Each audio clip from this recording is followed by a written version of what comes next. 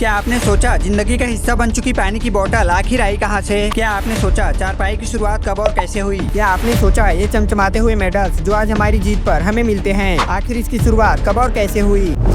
क्या आपने सोचा बारिश में भीगने से बचाने वाला छाता आखिर कब और कैसे बना? दरअसल इतिहास में छाते का सबसे पहले उपयोग लगभग 4000 साल पहले मिस्र और मेसोपोटामिया की सभ्यताओं में हुआ था। हालांकि तब इसका इस्तेमाल बारिश से बचने के लिए नहीं बल्कि सूरज की धूप से बचने के लिए किया जाता था। उस समय इसे कपड़े, पत्ते और पेड़ों की शाखाओं से बनाया जाता था और इसे सिर्फ राजा महाराजाओं और धनी लोग ही इस्तेमाल करते थे। फिर बारिश से बचाने वाले छाते की शुरुआत चीन से हुई। 11वीं सदी में चीनी लोगों ने कपड़े को मोम और लेकर से कोट करके पहला वाटर प्रूफ छाता बनाया। ये टेक्निक कमाल की थी, इसीलिए देखते ही देखते छाते ने दुनिया के हर कोने में अपनी जगह बना ली। छाते का डिजाइन भी समय के साथ बदलता गया, जैसे लकड़ी से मेटल और मैनुअल से ऑटोमेटिक। आज छाता सिर्फ जरूरत नहीं बल्कि फैशन का भी हिस्सा बन चुका है।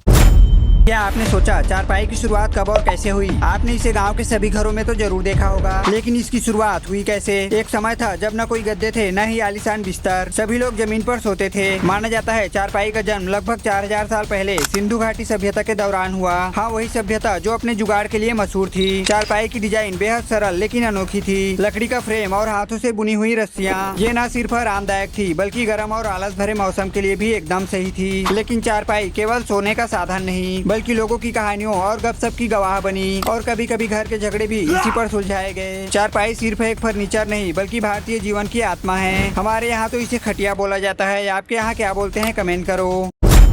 अगर आप भी च्युइंगम चबाते हो तो ये वीडियो आपके लिए। आप नहीं जानते ये मासूम सा च्युइंगम आपके दांत, पेट और यहाँ तक कि आपके दिमाग के साथ भी खेलती है। कुछ लोग मानते हैं च्युइंगम चबाने से कैल्शियम की कमी होती है, लेकिन ऐसा नहीं है बल्कि च्युइंगम चबाने से लार बनती है और यही लार आपके दांतों को मजबूत करती है। लेकिन अगर आपको च्युइंगम में चीनी भरी हो तो समझ लीजिए आपके दांतों पर चीनी का अटैक हो गया। और अगर ज्यादा च्युइंगम चबाते हो तो आपका जबड़ा भी खराब हो सकता है। ज्यादा च्युइंगम चबाने से TMJ यानी टेम्पोरोमैंडिबुलर जॉइंट डिसऑर्डर हो सकता है। अगर आप घंटों तक च्युइंगम चबाते हो तो पेट फूलना, गैस और सीने में जलन भी हो सकती है, क्योंकि ज्यादा च्युइंगम चबाने से आप हवा निगलते रहेंगे, यानी आपका पेट भी बोल उठेगा क्या यार हवा हवा ही खिला रहा है। लेकिन सबसे खतरनाक बात तो ये है कुछ गम में ऐसे पदार्थ होते हैं जो आपका अमलगम फीलिंग से पारा निकाल सकता है और ये पारा न्यूरोलॉजिकल प्रॉब्लम का राजा है। मतलब आपका च्युइंगम चबाना आपको दिमागी टेंशन भी दे सकता है। डॉक्टर का कहना है दिन में सिर्फ 15 मिनट ही च्युइंगम चबाना चाहिए, इससे ज्यादा चबाया तो च्युइंगम नहीं बल्कि मुसीबत होगी।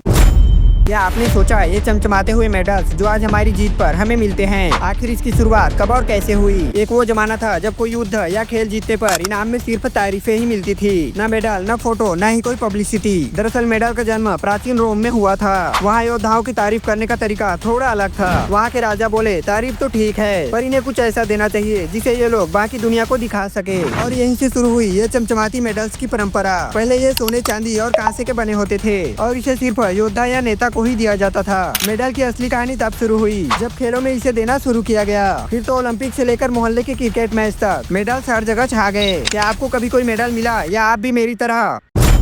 क्या आपने सोचा जिंदगी का हिस्सा बन चुकी पानी की बोतल आखिर आई कहाँ से? क्योंकि हजारों साल पहले ना कोई प्लास्टिक थी और ना ही कोई बोतल। तो अगर इतिहास के पन्नों में झांकें तो पता चलेगा पानी को स्टोर करने की शुरुआत करीब 3000 साल पहले हुई थी। तब हमारे पूर्वजों ने जानवरों की खाल से बने बर्तनों और मिट्टी के घड़ों का इस्तेमाल शुरू किया था। लेकिन असल कहानी शुरू हुई 19वीं सदी में जब 1850 में पहली बार कांच की बोतलें बनाई गयी और फिर 20वीं सदी में प्लास्टिक का आविष्कार हुआ। 1947 में पहली बार प्लास्टिक की बोतलें आई। यह हल्की थी, टिकाऊ थी और हर जगह ले जाने में आसान भी थी। लेकिन क्या ये पर्यावरण के लिए सही थी? आज पानी की बोतल सिर्फ एक जरूरत नहीं बल्कि हमारी आदत बन चुकी है। चाहे ट्रैवल हो, ऑफिस हो या जिम जाना हो, पानी की बोतल हर जगह हमारा साथ देती है। लेकिन इसके पीछे छुपा है हजारों साल का विकास और कमाल की इंसानी सोच। अगर आप भी पानी बोतल यूज करते हो तो सब्सक्राइब जरूर करना।